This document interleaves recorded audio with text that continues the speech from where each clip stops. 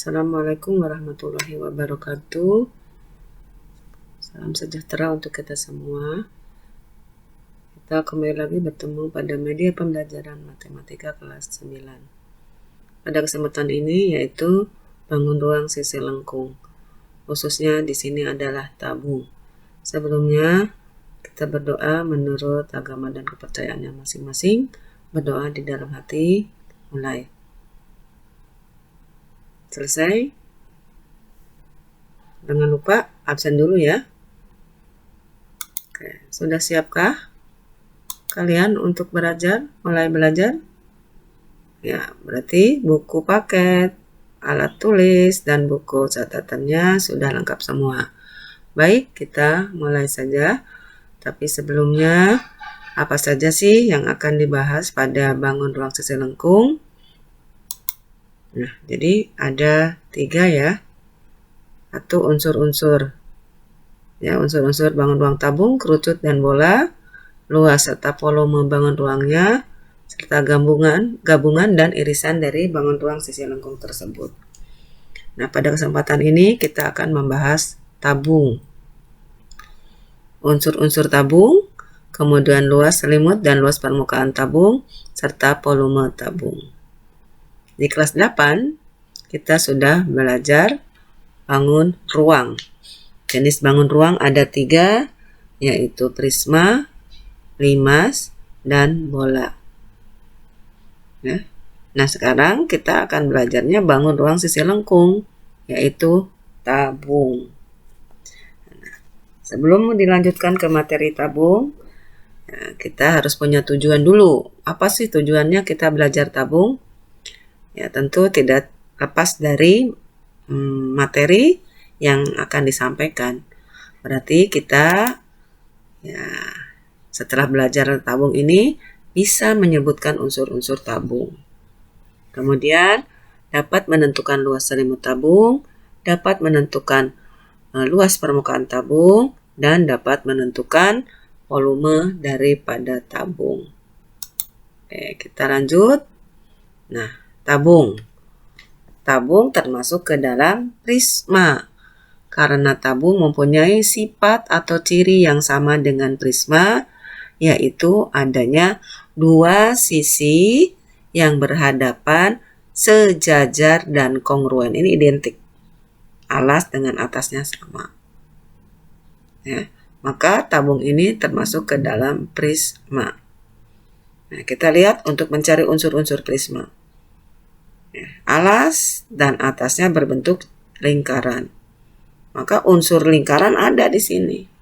Apa unsur lingkaran? Jari-jari. C, E, D, E, F, B. Kemudian kalau A kita hubungkan ke F, maka A, F juga jari-jari. Terus diameter. Ya, diameternya CD, ini juga AB. Kalau dihubungkan melalui F, maka AB diameter. Kemudian ada keliling, ini keliling lingkaran ini. Nah, nanti keliling lingkaran akan dipakai sebagai untuk menentukan luas daripada selimut tabung. Nah, sisi alasnya di sini berbentuk lingkaran. Kemudian selimut tabungnya berupa sisi lengkung. Ya, sisi lengkung pada tabung. Lanjut berikutnya, luas selimut. Nah, luas selimut dan luas permukaan tabung. Nah, perhatikan di sini kita buat dulu jaring-jaring tabung. Kalau kita potong rusuk tegaknya bersama rusuk alas dan atas, lalu kita rentangkan, maka akan ada 3 bidang datar, yaitu 2 berbentuk lingkaran dan 1 berbentuk persegi panjang. Nah, pertama kita akan menentukan luas selimut tabung. Nah, selimut tabung ini berbentuk persegi panjang, maka luasnya adalah luas persegi panjang. Apa luas persegi panjang? Panjang kali lebar. Lebarnya sebagai tinggi tabung. Nah, masalahnya di sini panjang daripada selimut tabung bagaimana?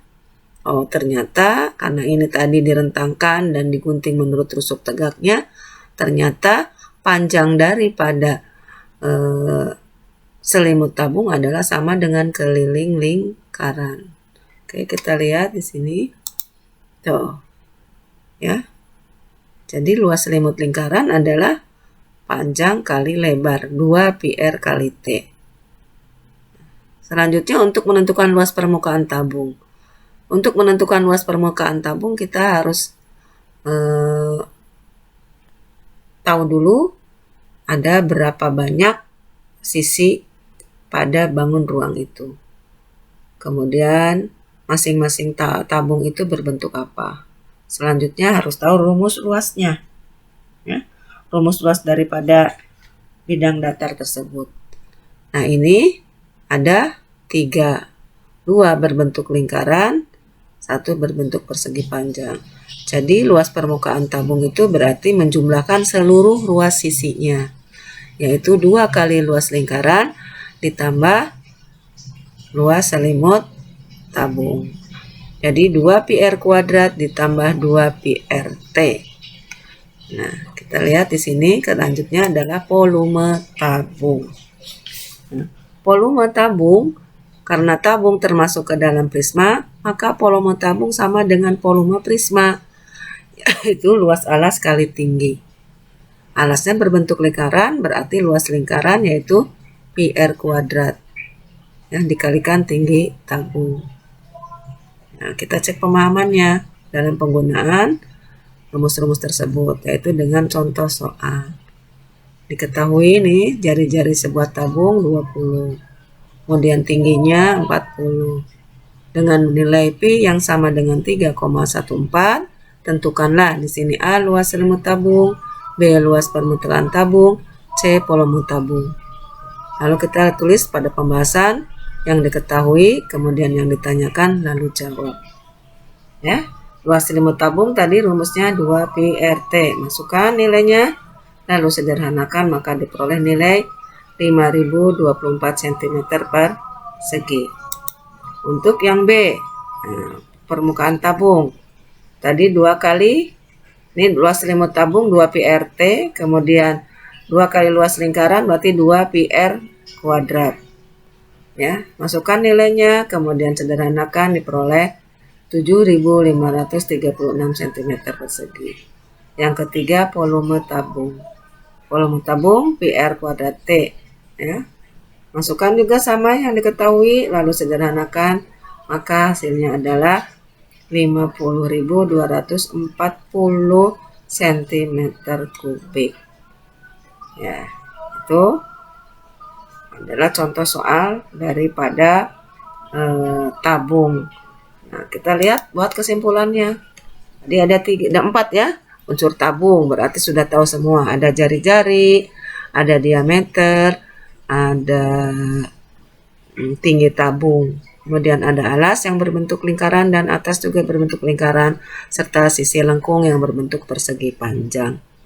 Nah, untuk luas selimut tabung yaitu 2 pi r T, luas permukaan tabung 2 pi r kuadrat ditambah 2 pi r T atau 2 pi r dikalikan dengan R yang ditambah T.